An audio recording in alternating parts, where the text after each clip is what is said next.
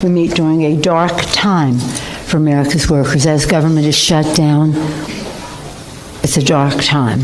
Last night, the president spattered more malice and misinformation, appealing to fear instead of facts. The reality is that the president could end the Trump shutdown and reopen government today, and he should. Instead, he is holding the American people hostage to his ineffective, expensive wall and withholding paychecks for the backbone of our democracy. And unfortunately, we meet during a dark time for America's workers as government is shut down. It's a dark time. Last night, the president spattered more malice and misinformation, appealing to fear instead of facts. The reality is that the president could end the Trump shutdown and reopen government today, and he should. Instead, he is holding the American people hostage to his ineffective, expensive wall and withholding paychecks for hardworking Americans. To some, he is saying, work without a paycheck. To others, he's saying, just stay home. In all of those cases, he's being unfair, not only to the workers, but also to the American people whose services he is depriving, and also to our economy. The president's manufacturing crisis reaches into the lives of millions of Americans. It threatens services and benefits they need to stay healthy and secure. It robs hardworking Americans of their paychecks. Some we will hear from, like Steve Reeves and the 3,200 workers of the AFGE National Local 4060, Holly Salamito and the 5,000 workers of AFGE Council 222, Eric Young and the 3,200 men and women of AFGE Council 33. These numbers are numbers to you, but they are people. They are families. They are resources in our community, and we'll hear from them. And of course, we're very, very honored to welcome J. David Cox, who represents the 700,000 American Federation of Government Employees. Later today, congressional Democrats will go to the White House. We'll have given the president a Republican path forward. We have said to them, we are willing to accept what the Senate Republicans have passed overwhelmingly in the Senate. Well, take your path forward. Take yes for an answer. Instead, he has chosen a wall over workers. The president needs to end his senseless shutdown and reopen the government. And a champion in making that distinction for the president. You want to negotiate on the wall? Let's proceed in a way that is respectful of our security and respectful of our values. I'm pleased to yield to the distinguished Democratic leader of the Senate, Senator Schumer. Thank you, Leader Pelosi, and I want to thank everyone here from AFGE, J. David Cox, and the great workers. And these are the people this is all about. These are people, it could be a cloudy Monday morning, rainy. They have 100 fever, but they go to work because they believe in what they are doing. They know how important it is to the American people. And to use them as hostages through a temper tantrum by the president is just so wrong, so unfair, so mean-spirited. It ought to end, and it ought to end now. Hundreds of thousands of federal workers are furloughed. 100,000 more are working without pay. In a short time, they're going to miss their first paycheck. And when you multiply those federal workers by their family members, the people they love and care about and who rely on their steady paycheck to survive, you get a better sense of the pain that the president is causing with his shutdown. We've been joined today by men and women who are really dedicated in our VA hospitals and in FEMA and in EPA and in federal prisons. The people behind me represent the real human collateral damage of President Trump's temper tantrum. The president speaks all the time using this shutdown to make our border secure. But the dark irony is he's forcing TSA agents, CBP officers, and prison guards to work without pay. Tell me how that makes America more secure. So the president needs to come to his senses and end this shutdown now. I don't think he persuaded a soul with his talk last night. It was same old, mistruths, divisiveness. Didn't have the effect he had hoped. Speaker Pelosi and I are ready to pass legislation, already approved by Senate Republicans, to reopen the government. And while we continue the debate on border security, we all want border security. There are different views on how to get there. But to hold these people hostage, instead of just letting them do their jobs, which they want to do while we work out our differences, so wrong. Why should we ask TSA officers to go without their hard-earned pay while they protect our airports? Why should we ask food safety inspectors to go without their hard-earned pay while they ensure the food we eat is safe? Why should we ask prison guards to go without their hard-earned pay while they keep the public safe? It makes no sense. None of these things have anything to do with a $5 billion request to fund the wall, which of course Mexico is still not paying for, despite what the president said last night. The House passed legislation to reopen the government. It's time for President Trump, our Republican colleagues in the Senate, to accept it. My message to President Trump and my Republican colleagues in Congress is simple. Our federal workers just want to do their job. It's time that you do yours. J. David Cox. Thank you so much, Leader.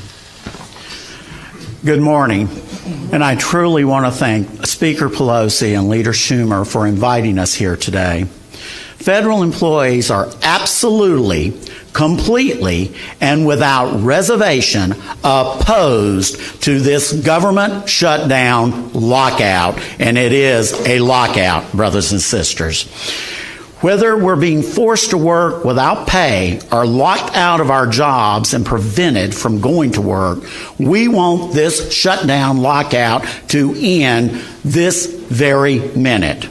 We don't just oppose it because we're not getting paid, but that would be reason enough. We don't just oppose it because we're being kept from doing our jobs on behalf of the American citizens, but that would be enough. We don't just oppose it because it makes a mockery of our democracy and our government, but that too would be reason enough. We oppose it for all those reasons plus another very important reason. One, we oppose being held hostage. We oppose being collateral damage. We oppose the use of extortion instead of reasoned debate. We oppose politicians who think so little of us, our work, and the institutions of government that they think nothing of bringing whole government departments to their knees.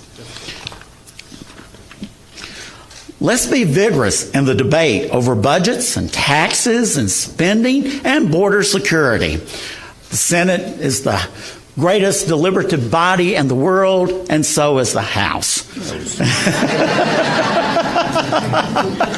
Oh, Madam Speaker, I was getting there.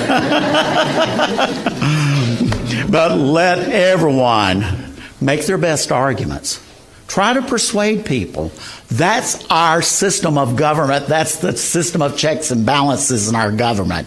But do not hold the government hostage. Do not hold our tax dollars hostage. Do not hold federal employees hostage. Do not hold our members' paycheck hostage.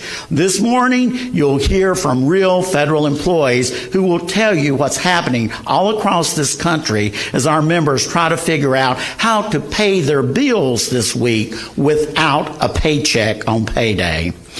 You're going to hear from Eric Young from the Bureau of Prisons and Holly Salamito from HUD and from Steve Reeves from FEMA.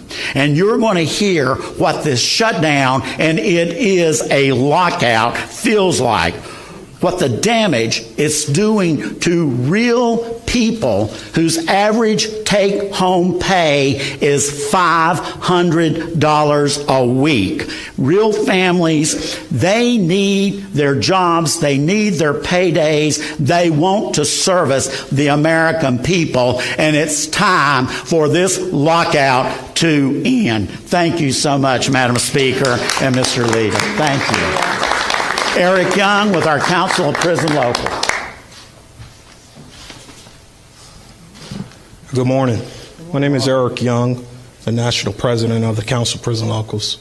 We represent 32,000 bargaining unit employees inside our nation's 122 federal facilities. Federal correctional workers are the lowest paid federal law enforcement officers in government. Many live paycheck to paycheck.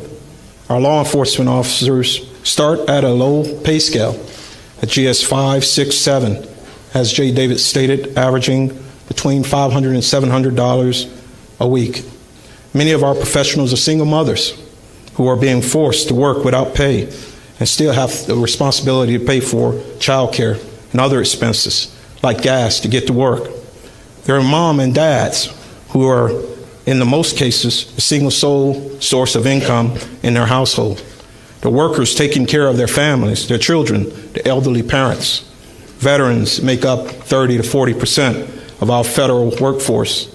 Our veterans took off from their uniforms in the military to put on their uniforms in our American prisons, supervising some of the most heinous criminals in this society than most law enforcement officers would see pretty much in an entire career.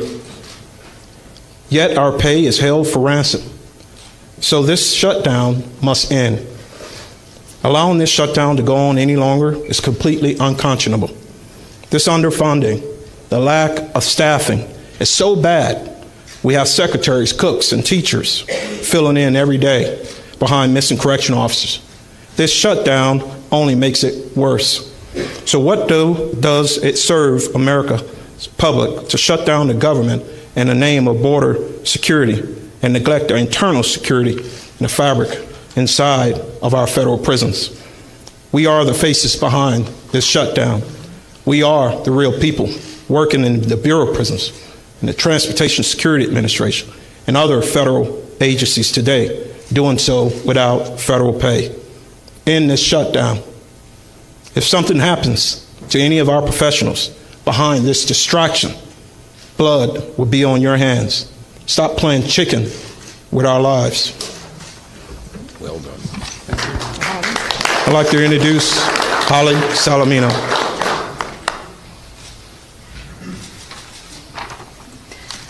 My name is Holly Salamito, and I serve as the president of AFGE Council 222, representing more than 5,000 employees across the country who work at the Department of Housing and Urban Development. This is a very difficult time for HUD employees. Many HUD employees, some of whom earn between $40,000 and $50,000 a year, live paycheck to paycheck. Employees can't make their car payments. They can't pay their daycare providers. If you don't pay your daycare provider, you lose your slot, and that is serious business. With the length of time this shutdown has gone on, people are going to start missing their mortgage payments, which could affect their credit rating. These financial impacts are serious and long-lasting. We've asked employees to share some of their financial difficulties, but in many cases they're embarrassed or ashamed to publicly disclose that they live paycheck to paycheck. In addition to federal employees, the people that HUD serves are impacted. HUD's mission includes serving some of the poorest people in America. I am told that building inspections are not taking place.